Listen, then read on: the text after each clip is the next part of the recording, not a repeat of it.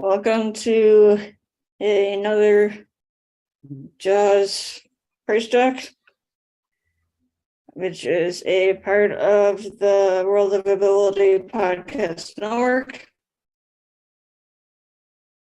It was started a couple of years ago. But I encourage everybody to check out all of the JAWS Coffee Chat social media pages and YouTube channel.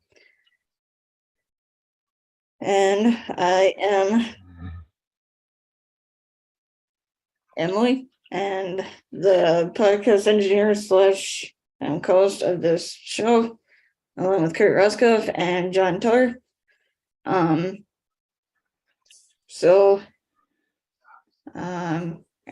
pass it over to you. I think you had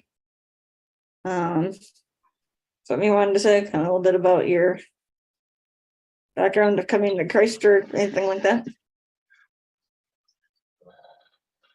Sure. Hello, everybody. I'm John Tar.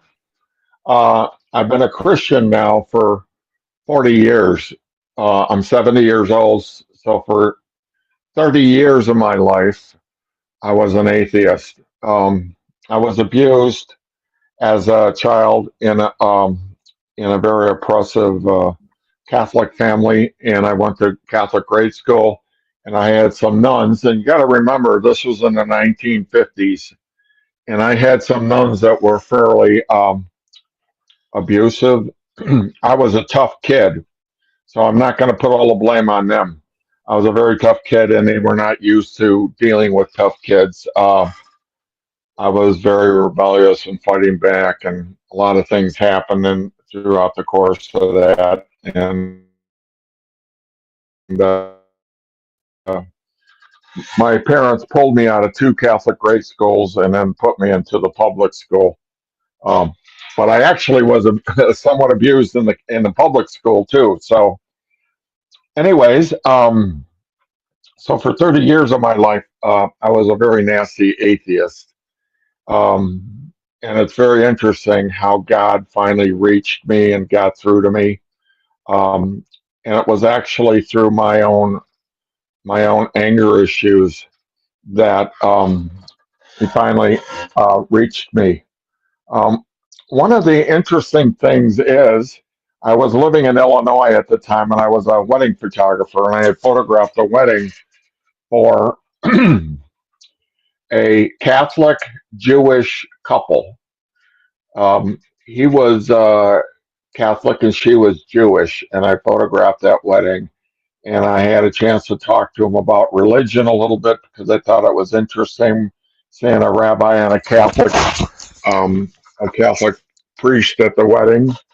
And then when he came to pick up the wedding proofs, I had a chance with him and his brother to actually go through and talk about different religions. And the two of them ended up staying at my house for about 2 hours.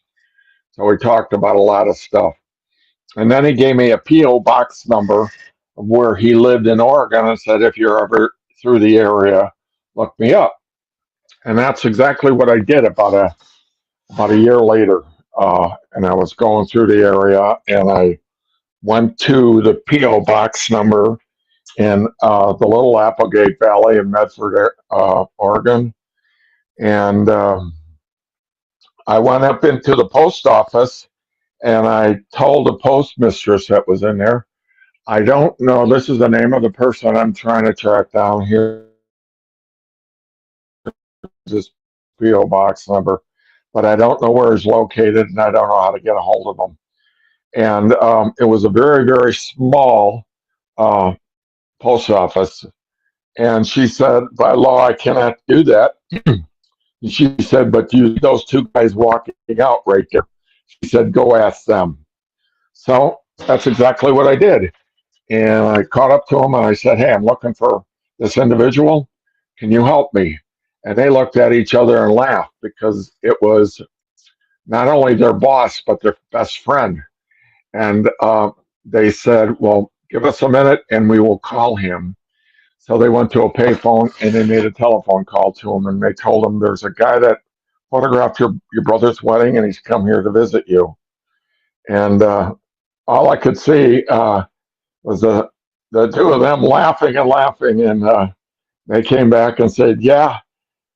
He said, come on over right away, follow us, and we'll take you to where he lives. Anyways, I did go. It was kind of in a hippie community.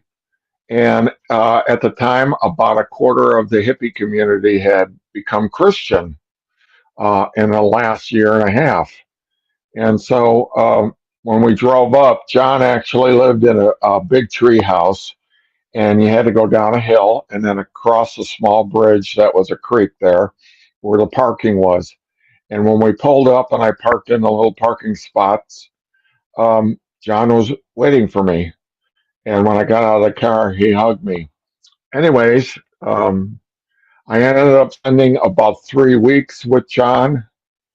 And then I started to go to his church, and in the process of going to his church with him, I just remember the pastor when it was very unusual because it was called the Little Applegate Christian Fellowship, and I believe it's still there, but they've moved into a building of its own. And I just remember sitting in the crowd with all the other people. They had 1,000 people coming to this really dinky little church on the middle of nowhere. So, but as he was preaching, I remember not only feeling very convicted, but it was like he was talking directly to me. Obviously, he wasn't, but it just felt like it to me. I had a lot of questions and a lot of questions for John himself, and I kind of exhausted him. And then he handed me this book. It was a very thick book with really small printing in it because they had a lot of information to give. And it was called The History of Christianity. So I read it, and the book was very honest. It talked about the positive sides of Christianity and things that had happened in the past, but it also talked about a lot of the really negative things. It was the negative things that really kind of spoke to me because as I got about halfway through the book, I remember thinking, if this is true and all this stuff happened in the beginning of Christianity, probably for the first few hundred years, actually, I think all the way up to the invention of the printing press, it was just, spoke to me that if all this stuff happened, this Christian cult, and that's what I felt like it was a cult, could not have survived and could not have spread out all over the world like it did, and mouth to mouth, and then the different preachings and stuff like that. In my own mind, I was just thinking this could not have happened. So with all this crazy stuff and chaos that ensued, it just occurred to me that God himself had to be behind this. And so that's when I began to really open my mind about that there is a God or an intelligent designer behind the universe itself. I am now a Christian apologetic, and apologetics means that you dig deep into the faith itself. Sometimes very hard to answer questions, and you kind of do research. And there's a number of different apologetists out there in the Christian world. One is Dr. William Lane Craig. He is probably the foremost, and I listen to him quite a bit, but there's a number of other ones out there too. And one of the things that they said is, how can you prove that there is a God or there is an intelligent designer behind the universe itself? And one of the ways you can prove that is the Big Bang. The cosmological singularity is what scientists call it. And it says that the universe started or began 13.8 billion years ago. I'm an old earther, so it means that I believe that the earth is very old. There's a lot of young earthers that believe the universe is 19,000 years old, but I don't believe that. I'm involved in science groups and with astronomers, and Hugh Ross is one that reasons to believe. Anyways, I listened to a lot of stuff that he said, but one of the ways that you can prove that there is a God is by the Big Bang, and it says that the Big Bang started 13.8 billion years ago. So if that's true, and the universe started at one specific point in time, and remember, there was no time or space before the universe came into being. So if that's true, who pulled the trigger to start the universe? And yeah, as we know in Christianity and the Bible, if you look at the first couple of paragraphs of Genesis, it said God spoke the universe, or spoke in everything into being at one specific point in time. So that's what I had. Later on, because I was having a problem. I was evolution was my God, and I no longer believe in evolution, but I do believe that the universe is very old, and that God pulled the trigger on it for it all to start. And there's a couple other things. I've written some articles about other things that kind of proves that there is a God that scientists have a real problem with trying to answer. Like I said, the beginning of the universe, the Big Bang, is one that they are wrestling with like crazy, and they're coming up with all kinds of alternative uh, creation models, like multi-universes, or life coming from outer space on a meteor or something like that. But they would still deal with the same problem if life came from someplace else in the universe. So that's and then another thing that kind of blew me away is when I found out, and I didn't really know this until about 40 years ago, how big the universe is. How big is it? They thought it was first thought it was a few hundred stars out there. Then they came to revise that to say there was a few thousand. And then all of a sudden, with the advent of the new telescopes and stuff, they found out that the universe is absolutely enormous. It's trillions upon trillions of stars. And it blows me away. One way I have people consider how big the universe is you took all the stars that are in the Milky Way galaxy that we live in, just our galaxy. There are more grains of sand on all the beaches on our planet. That's 10 to about the 10th power. But the thing that's really mind blowing to that is, do you know how many galaxies, not just the Milky Way, but how many galaxies are in the universe? And this blows you away. There are more grains of sand on all the beaches of our planet than there are galaxies in our universe. And that goes to 150 to the 100th power. And that's amazing how many zeros are behind that. So how many trillions of stars there are, not just galaxies, but not just stars. So that just kind of is mind numbing. And new galaxies are being made every day out there in different parts of the universe. They have gone with the telescope, and the new one that's out there in space right now that started functioning about 6 months ago.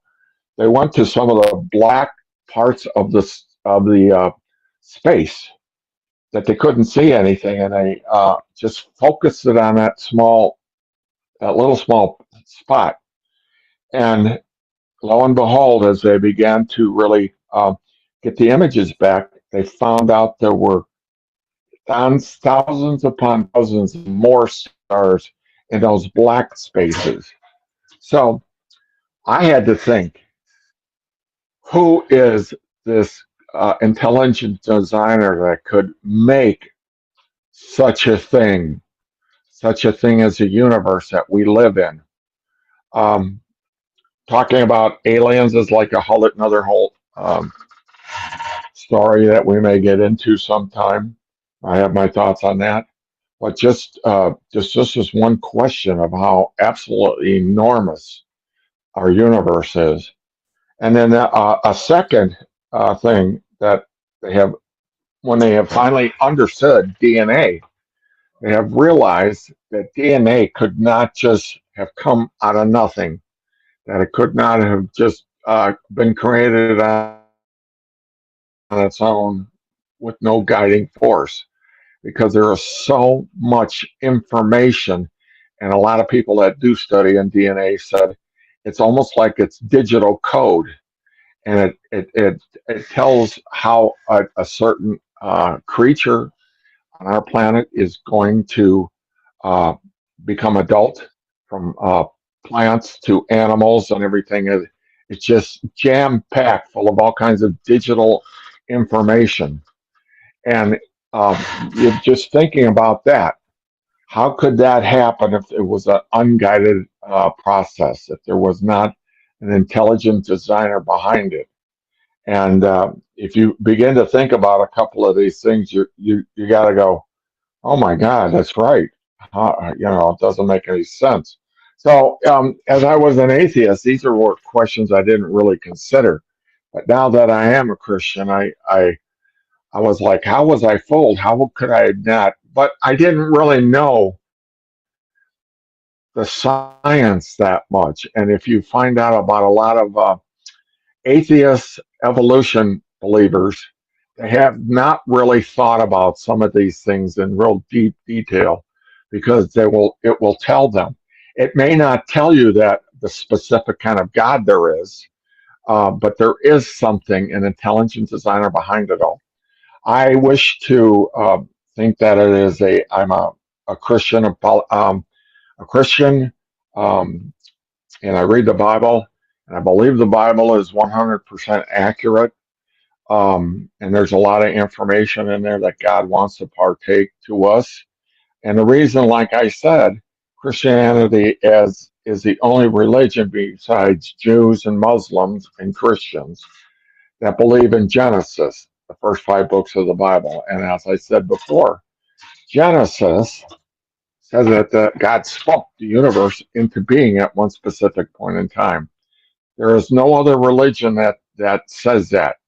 That they all say that the universe has been here forever, and that's not true. It's not true. According to science and astronomy, it is not. That's not true. So it's something to really consider. That's what brought me and spoke to my heart. Um, Another thing is, I found out as I was writing certain articles for the website that what makes an atheist was one article. And as I went along, I found out that a lot of atheists were actually a believer in some type of church at one time, a Christian church, a Jewish church, or even Muslim. And what caused them to turn away? And it was something happened in their life, either early in their years or later as they became an adult, that they were abused at some point in time and they turned their back on God.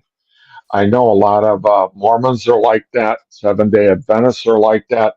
You could go across the whole spectrum and you can see um, that they were absolutely fed up with religion, and that's what happened to me. I was abused, like I said, verbally. Sometimes I would do things when I was in a Catholic grade school, and the nun would try to grab me and give me a big whack with her paddle. But I would run and hide in a corner, and she'd have to get another nun or two to help track me down. But there were other things too that happened, and my family, my mother was very verbally abusive. But I would think if these people, why would they treat children like this? So, anyways, that's a kind of part of my background and where I come from. But I find that I'm not alone. There's a lot of other people that have turned their back on God. Mormons are a big deal. I've actually witnessed to Mormons before because they've taken on a lot of abuse too. But like I said, there's a lot of religions that have done this. But God uses that. God uses this abuse, and He functioned on me when I was 30 years old. And it was a rough go because of what happened to me. I apparently think that He had to kind of make it a tough journey for me because I had so many doubts and I was so rebellious. And I can be somewhat rebellious at times, but as time has gone on, I have pushed it away and pushed it away. I'm not really rebellious towards God anymore. Sometimes I'm rebellious towards authority, but not God anymore. Because it finally worked into my head that God is the creator of the universe. He loves me. I'm a slave to Him, and I know a lot of people, uh, but I'm His bride also, because I'm the bride of church. The church is His bride. He's the groom. But I just know that um, He had to come from this direction on me. And then when I finally, there was just so many things that just made sense when I became a Christian. And I have a Christian worldview now, where I used to have a worldview towards the culture. The culture is so out of control and so screwed up, but I have the Christian worldview that we are all sinners. All human beings have this uh, sin nature about us. Otherwise, why would have all this crazy chaos and killing and wars and fighting of wars and things like that?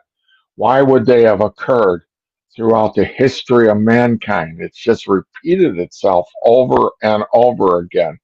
And that's because men have this sinful nature. They will always seek the path of least resistance, which is um, which is um, being selfish, self-centered, and wanting things for themselves, and not really giving a rat's behind on the rest of civilization and human beings. Um, Even today, when a lot of men get divorced, they almost forget about their children and providing for them because they're selfish. We are selfish, our human nature. Women can be this way too, but I have come to believe that men are more so.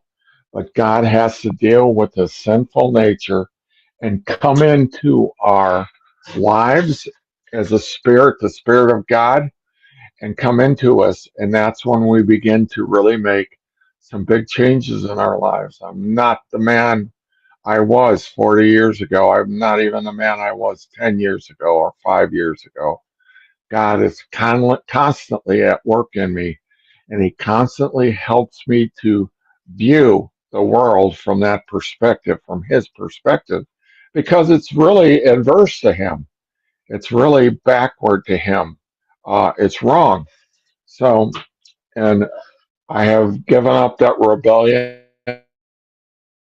and I've asked Him to give me, uh, certain um, how does He view things instead of what I think it should be viewed. So that's kind of a synopsis where I came from, and so, anyways, hey, you guys, anybody else have something to add to all of this? Kurt, do you have anything you'd like to Hey, say? Kurt. You there?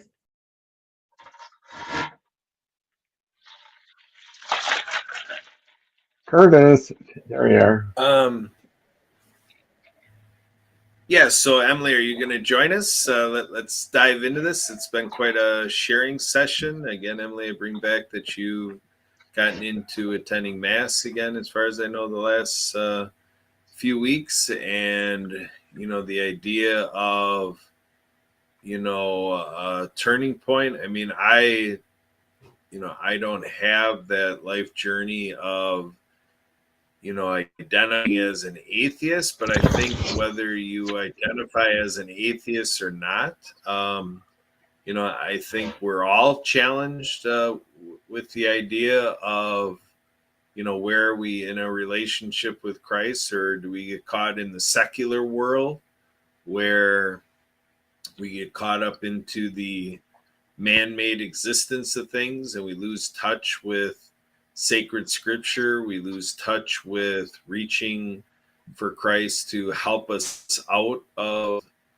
challenges in life, and so I think most all of us can can find that. And then I mean, everybody has challenges. I mean, I know at the church that I belong to, we had a priest who ended up leaving our church because he had to deal with, what seemed to be some experience of loneliness. That even though he's a priest, and priests are dealing with people all the time, and you're a priest, and the role of Christ in your life, it was a good reminder about how everybody's human, everybody has problems, and really the issue there with the role of the priest is, you're in service and you spend so much time being a servant, lose yourself process. And I guess that's what was missing there, for our former priest, was he needed to sort out in his life how he was going to, have a person or people that he could really lean on to really join in the journey and to, get through life with him. Because that's what I understood. Even though the archdiocese, has people that are resourceful and stuff like that, he just really seemed to lack. He was looking for in friendship, and that created this void in his life. That so that becomes the interesting thing is that even though we talk about our own journey with Christ, which is a very personal thing, and it's for us to do in our prayer closet, our own personal thoughts as we exist. Christ is always there. That is the source of fulfillment. But I guess the scriptural thing of when two or more gather in his name, I guess that gathering aspect is important in all of this, the idea of discernment. But it was interesting to see someone in the role of a priest, really look at that. It does make a difference who we're on this journey with. It almost seems like it shouldn't matter, but for those of us that really feel that it doesn't matter, I guess it's maybe a reminder that we're fortunate, if we're in that place. But many out there in a journey where they're not with the people they seem to crave to be with. And in prayer life, or in our constructs with building a life with Christ, that start to think about that, in terms of who he is putting us with. Are we missing the reasons why? And are we preparing to be with that person that we're yearning to be with? So, Emily, what are your thoughts? Where are you in your journey with Christ? And, kind of what do you do to evaluate how you're doing, in life and the role of Christ or not? And, does any of this speak to you that it matters who you're with as you're considering discernment for how you're doing in your journey with Christ? Well, I mean, I think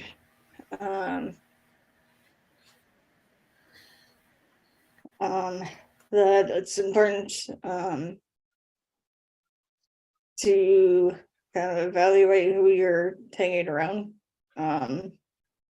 in terms of kind of where you're going, because I know there's a thing about I don't remember how the saying goes right now, but it's like be like the 5 people you hang around the most.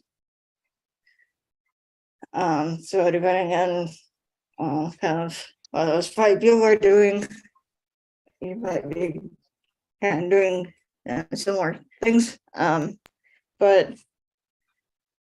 I think it's kind of important for kind of for who you're hanging around with, for your own like mental health and sanity. Not, I mean, with like all the negativity and negative people out there. Is that sort of answering your question, Kurt?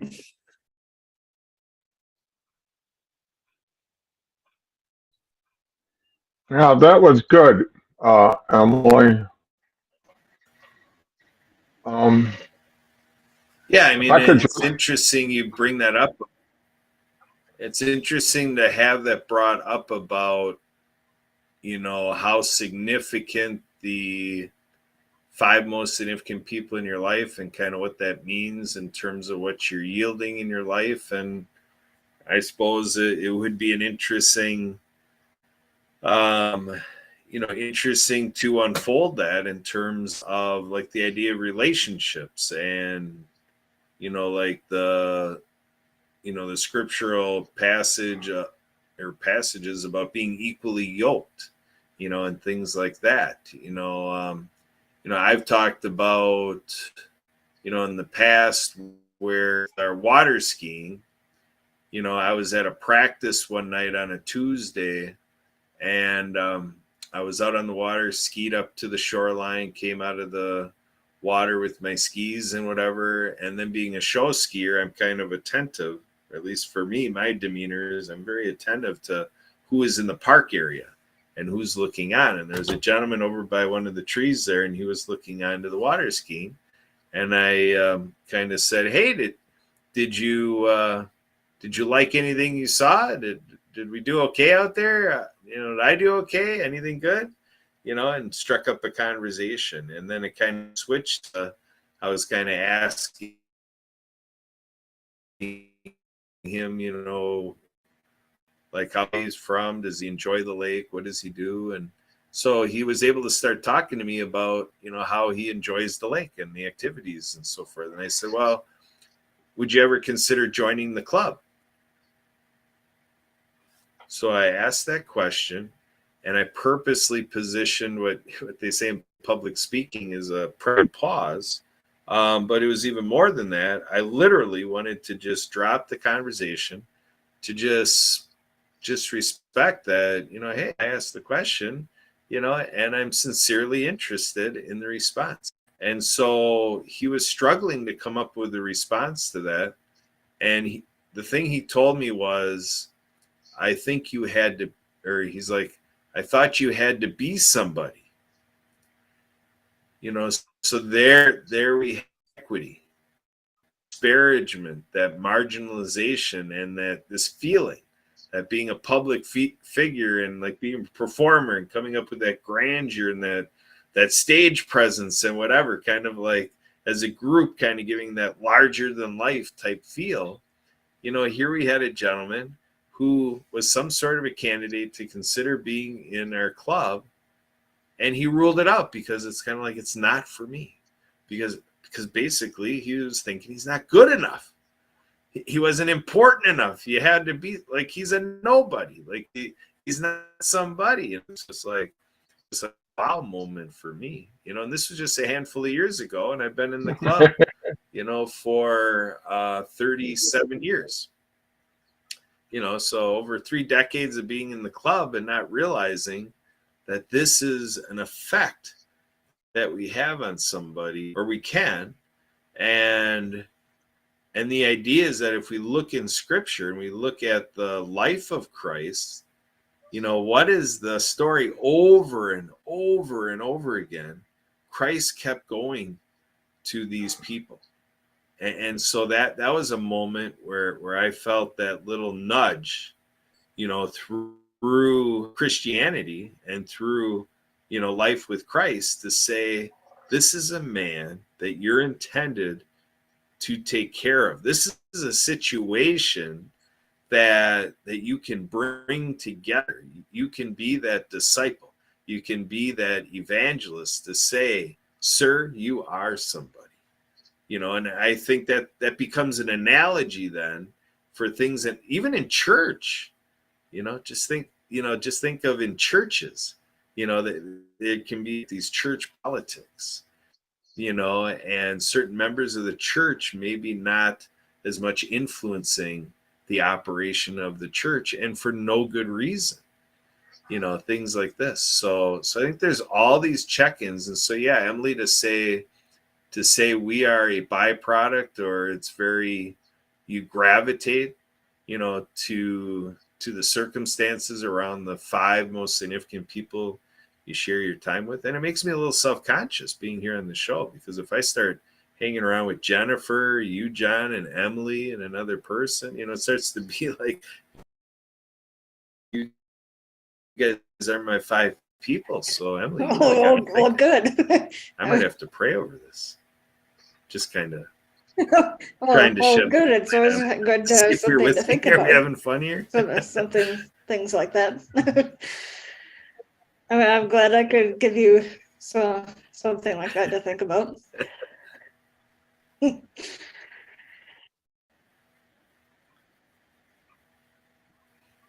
Yeah, you know what, John, remember You're gonna those say the OMG, EMG moments. I was just going to say, those are moments, folks.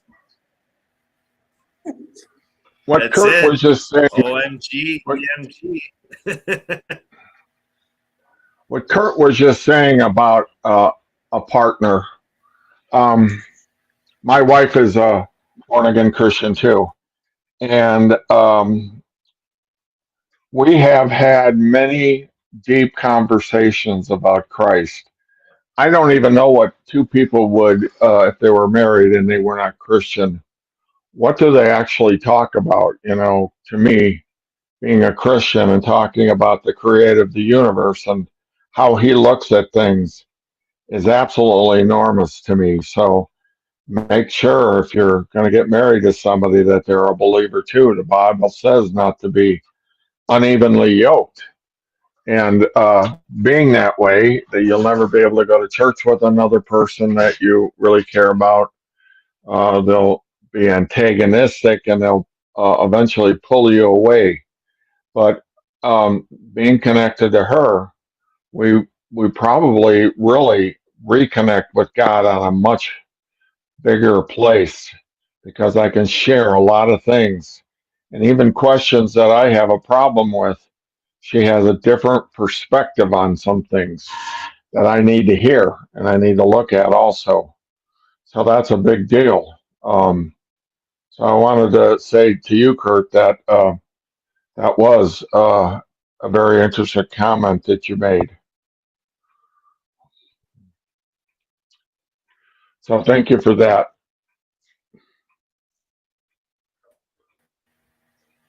You bet. So, Yep. So Emily, tell us more about your return to Mass. What has your return to Mass meant for you? I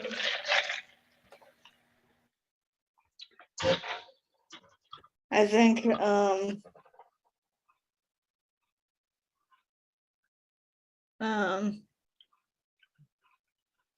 in a way, it's been kind of an important thing.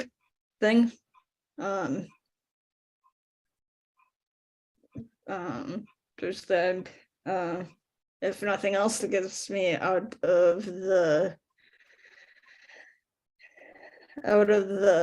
house instead of being inside 24/7. So he's out doing something, if nothing else. Yeah, especially with being in all the time with the pandemic and COVID and that kind of thing. But also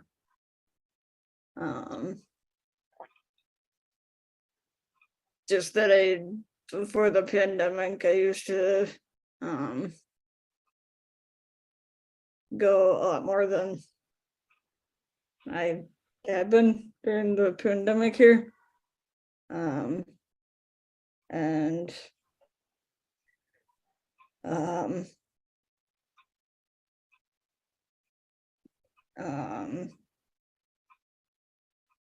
mean, when I was, well, then,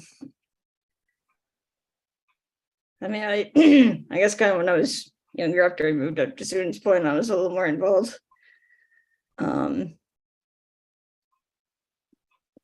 With the whole thing, but I don't know, it's just kind of one of those things that kind of helps with kind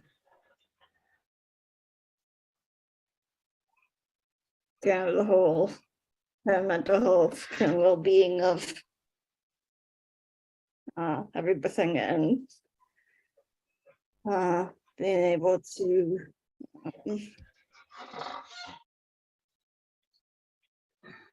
be around people that we haven't seen in a while, you know, or should say, well, or anything, you know, with especially with the pandemic and that kind of thing. And I guess maybe kind of the whole thing with getting to know more our people than I do here in the Madison area. And deciding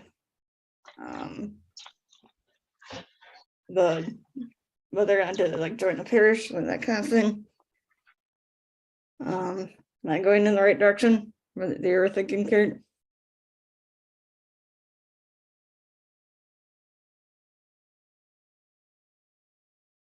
Am I giving you am I giving your you story, am I giving so you yeah. another OMG EMG moment?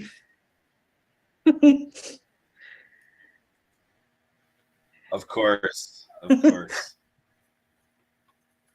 Keep bringing them.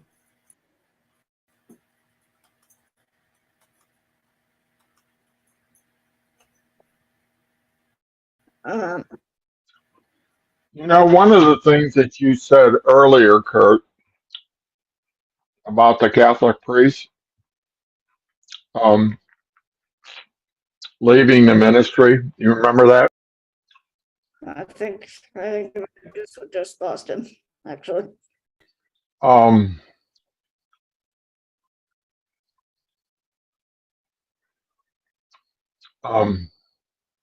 One of the things you had said that the Catholic priest walking away because of loneliness, that's pretty typical from what I've read.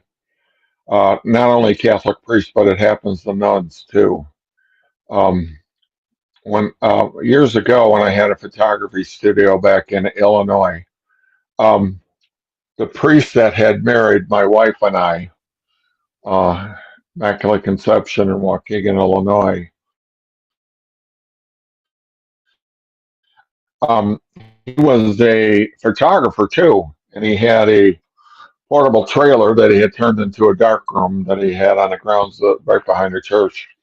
And I used to visit with him and talk with him and hang out with him and stuff like that. But eventually, I don't know if he actually quit quit being a priest, but he had actually gotten a girlfriend. And I remember talking to him in detail about that, what that was like, and what that being a priest and a nun required of them. And the requirement was they couldn't get married. And I always thought that was really sad because a married having a wife, um, especially for priests, they're missing out on so much of the human experience, never having children, never realizing that this other individual is somebody you grow old with and you go through life. Um, and I know he was lonely too. And I think the photography experience was a way to fill that hole. And I had a hole too because I was an atheist. So I had a God sized hole. But even before became a Christian, him and I would talk about this stuff. And I come back and talk about it with my wife. And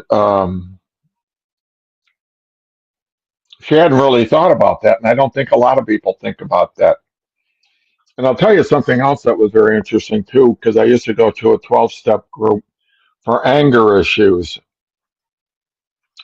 And I related the experience I had as a kid being abused in the Catholic Church and what some of the nuns had did to me.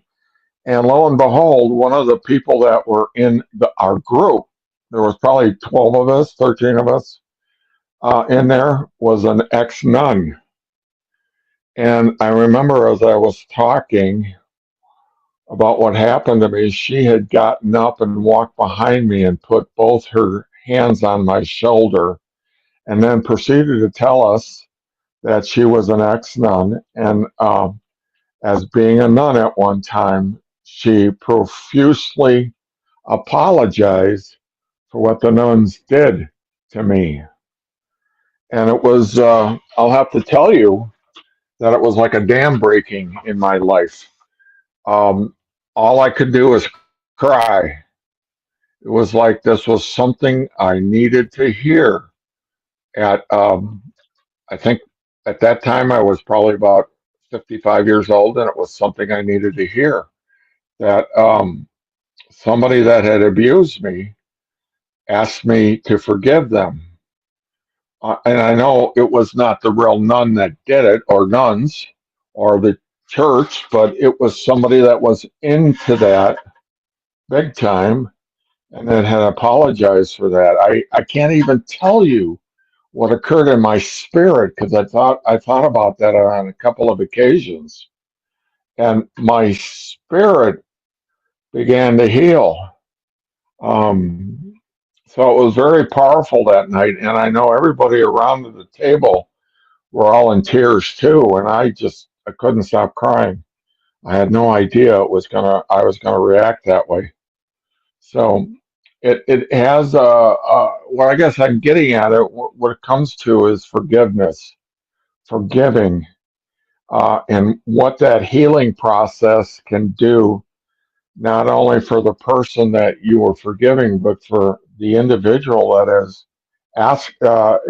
is forgiving.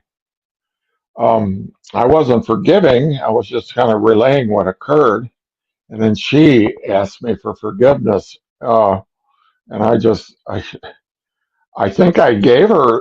I said they were forgiven, but I can't remember. I was crying so hard. It was like nothing I've ever really felt before, except when I came to Christ, and then watching my wife and my children come to Christ. Because up to that point, like I said, I went to Oregon on this journey, and I was divorced from my wife and had left my kids with her in Arizona as I went to Oregon.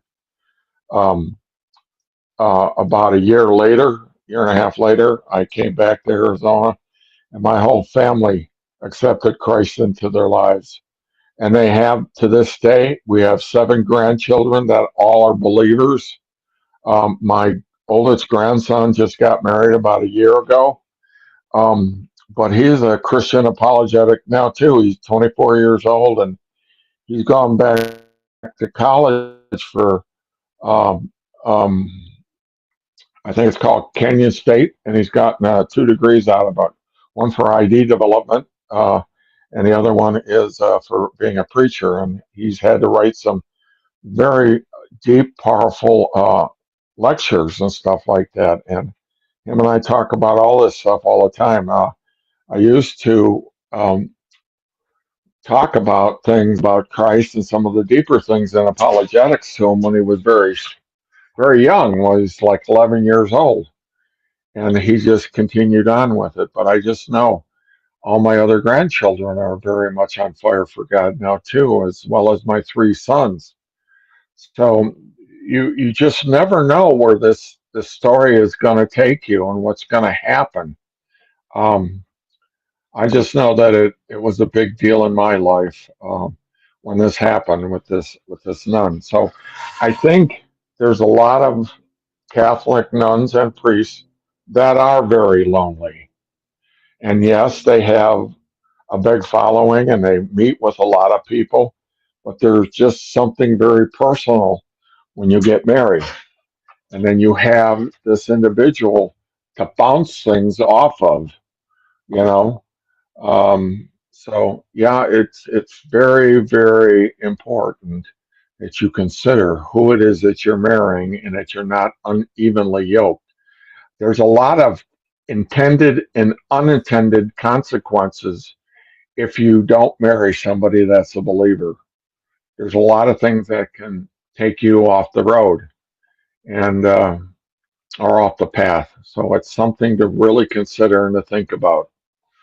I just know my wife is the most um, beautiful gift, a gift of God, and has kept me on the narrow path. I have a habit of straying all the time, and she really takes me on the carpet for it. And then we talk about different things, and we listen to different preachers, and we follow different things.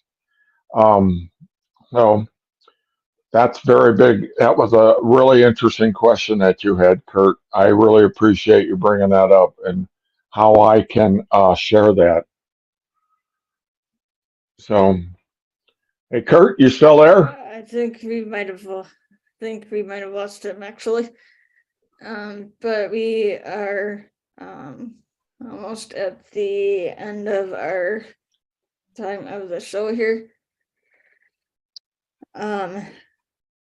Jen, did you have any announcements or any last words that you wanted to say? Nope, I have nothing. I have nothing. Okay. Uh,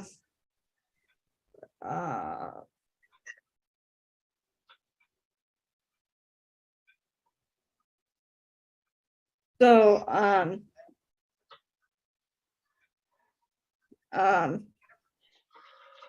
anybody just wanted to encourage everybody to check out all of our social media pages. Well, first of all, I wanted to thank John and Kurt for coming on today, and for everybody who has tuned in. Again, to encourage everybody to check out our YouTube channel and our other Jaws Coffee Chat social media pages, and to like, subscribe, or so on, to share, comment, and so on with those.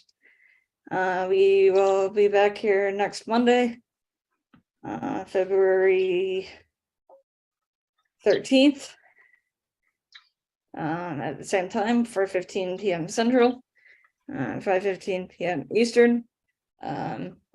So if anybody is interested in coming on as a guest, as we are always looking for guests for the show, or to help out the show in any other capacity, to please contact us at jawscoffeechat@gmail.com. Head is JAWSCOFFEECHAT@gmail.com. And on behalf of Jen, John, Kurt, myself, and the rest of the World of Ability Podcast Network, we look forward to seeing you all next week. And wish you a safe and productive week, and to stay happy. Yeah, thank you, and come and hang out with us and bring some questions that you have about religion and Christianity, anything, and we'll see if we can answer it, or it'll give us something to think about and we can answer the following week. So I'll hope to see you there.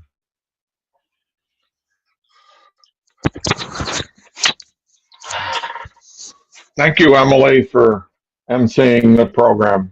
You're welcome. Hey, we'll see you later, sweetie. When do we gotta meet? Oh, we meet Wednesday. Okay, I'll see you Wednesday. Sounds good. Hey, I got a question for you, Emily. That's You know,